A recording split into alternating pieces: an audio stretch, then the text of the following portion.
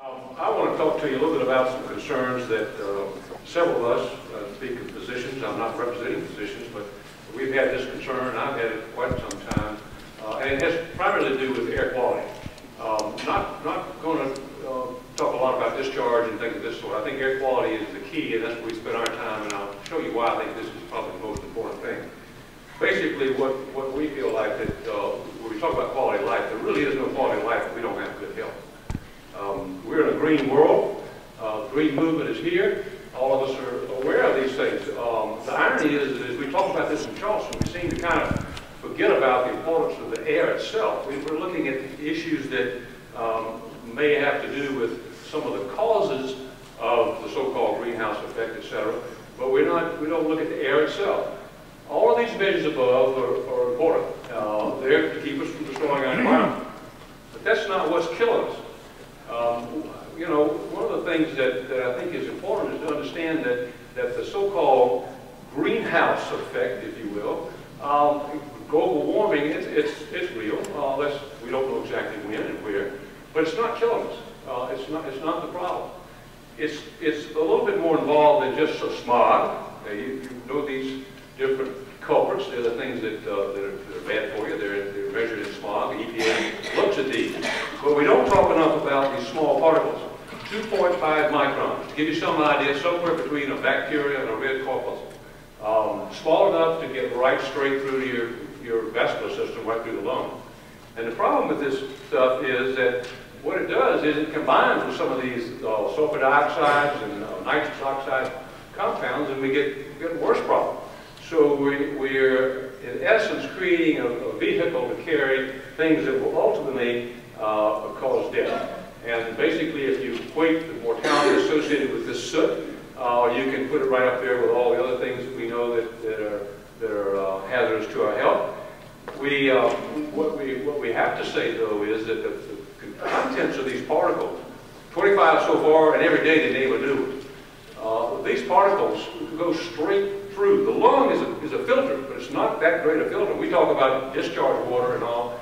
GI tracts do a pretty good job. You get sick as a dog, but they filter things out. The lung, when it gets small, doesn't filter it out. They go straight into your system, and they're things that are carcinogenic, cause cancer.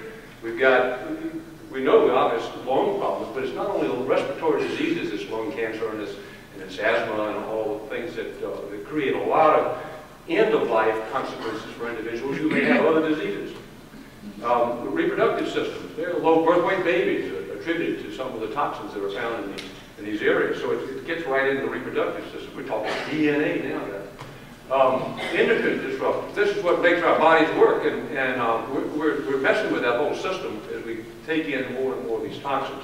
But the thing that scares me is the whole change in medicine. I know a lot of you keep up with this, and you read that, we're not talking about cholesterol anymore. We're talking about inflammatory change in vessels. We start talking about acid as cause of ulcer. We start to talk about infection. We begin to understand that some toxic elements have as much to do with some of the diseases that we take as being inevitable in our life, and we discount some of the things that could be happening as it relates to the toxins. Now, the literature is full of this stuff. I mean, it's not a question of having evidence. The evidence has been here for a long, long time. It's not for lack of evidence. And when you look at the diseases, these are diseases that clearly have statistically significant difference in morbidity and mortality because of location near sites that dispel diesel fuel and soot. So all those diseases, these things we're all very aware of, but they're definitely increased in severity in areas where exposure to these small particles occur. So where does all this come from? We've already heard. People who live around ports, there's no question, they're going to get a big whopping dose of this. People who are around high diesel truck areas, particularly old trucks that haven't been refurbished, are going to get a lot of that. We fortunately don't have much direct industry, but we have a lot of indirect industry. And anybody involved in fuel making, particularly coal burning and things of that sort, you got to add that to the equation. So what you're beginning to see now is a picture of a cumulative effect. We might improve the laws and regulations that make some of this discharge come down to compliance. We may continue to prove that. But it ain't going to slow down the numbers and the volume, sheer volume of these products. And I'll tell you a little bit about the character that I've invented that represents that product. So what we have then, we have these things that we're all, that are killing us. They're the things that we commonly discuss as being the cause of death. We used to talk about heredity. When I was in medical school, it said, you know, you're going to get a heart attack. The biggest determinant is which parent you picked or how you picked your parents. It was big thing was genetics. Now lifestyles have moved up as being a really important factor. But here's an irony in the whole thing. You know, our lifestyles, the things that are making us not be healthy and the things that are taking away and creating obesity, are car dependent. So we're grinding out the stuff that's killing us, and we're at the same time doing things that aren't healthy. So there's some irony in the way that lifestyle-related disease is taking us out. And another interesting thing, I got involved in a study looking at determinants of exercise. What makes people want to exercise, and what keeps them from exercising? And one of the most common things, and a lot of us looked at this issue, one of the most common things was the fact that it's unsafe to exercise. I can't bike to school, I can't walk, I can't run in a safe environment. And then when I get there, I'm right next to an area which is highly polluted. So that, and we'll talk a little bit about why that's even more compounded by exercise.